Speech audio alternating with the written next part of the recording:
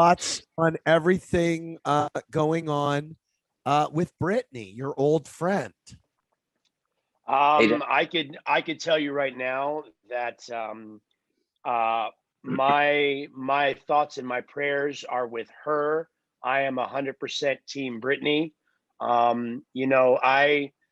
I've said this to a few friends recently that, back in the beginning of this whole conservatorship, when everything happened about 13 years ago, um, you know, I could kind of empathize in that moment, maybe with her family, with how things transpired, but uh, for it to go on this long, I think is absolutely asinine. I think it's insane.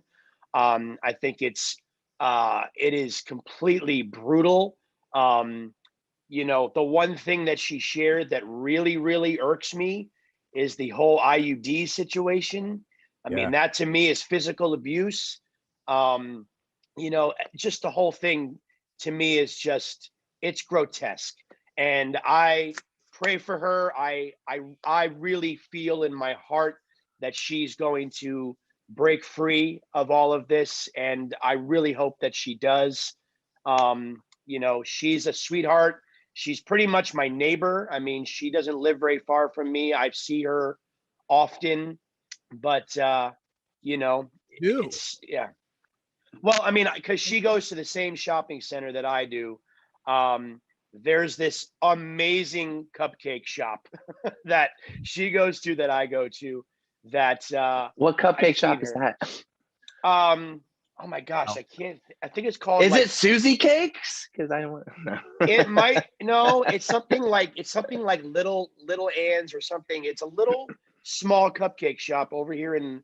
Well, I don't want to say where I live, but over here in this area, And where do you live? and yeah, you know what? Stop it, Nick. When you run into her, do you two chat or are you kept apart or what? No, I mean, like the last time I saw her, it broke my heart. Last time I saw her, she was with a gentleman. I'm assuming it was security and or maybe a driver, because I know based on her words, which I do believe 100%, she's not allowed to drive herself. She's not allowed.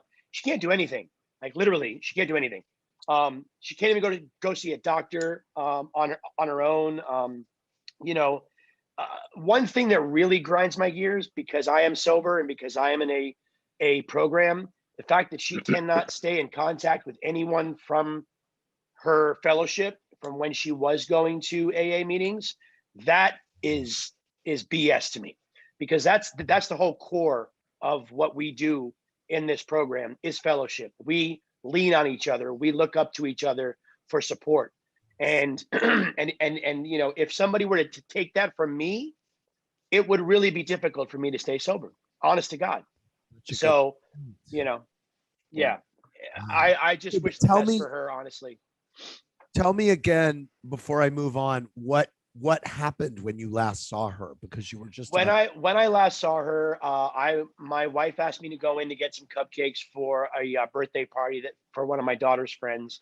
I went in, she was there. She looked right at me, and I was like, "Hey, it's AJ." And she just kind of had this glass face, like Mm. she just didn't know who was there. It took her a minute, and then she realized it was me, and we hugged and we talked for a brief moment. But I could just see that this wasn't her. Like, I'm not looking at the person I knew from years and years ago.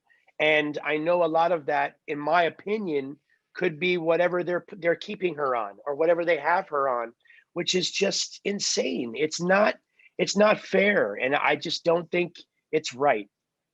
So again, uh free Britney. That's my whole thing, man. All for it.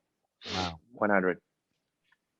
Thank you. Wow. Now, you mentioned your sobriety. I remember when you guys were at your peak, I believe, or one of your peaks, but in the TRL days, that was when you first announced that you were going to get sober. Like, I feel like I saw the announcement on TRL, Carson making that announcement. I have to think that that was a hugely emotional thing for you to have to do at the height of BSB.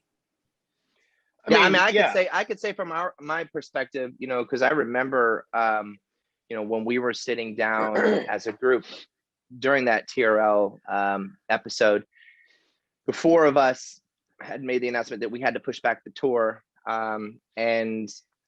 it was really emotional for us, you know, as a group, because, you know, one of our members, AJ, you know, at the time needed needed time for himself. And, you know, when you're on a grind and when you're constantly going and you're constantly working, sometimes the business can get in the way, you know, of a person's personal needs. And so it was a internal debate. It was something that we didn't know, we had not gone through before, and we were learning, and you know, firsthand.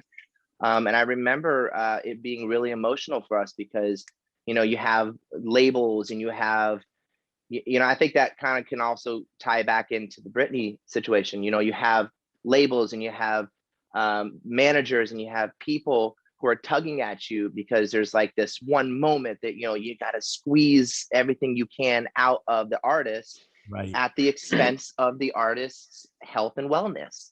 And I think that at that point, you know, the entire group, the four of us, we got together and we said, you know what, even though this is a multi-million-dollar tour, the biggest stadiums and arenas that we had ever been in at the time, it was like, stop. Everything had to stop at that point. And I think that's the one thing about our group, is that, you know, we know each other, we see each other, and there's a time when, look, all of this can go away in a second for us, and but we're still going to have to be, you know, family and brothers to one another, and that's more important than business. And I think that that's, at that time when you had seen that episode on TRL, that's what it really was all about. It was us.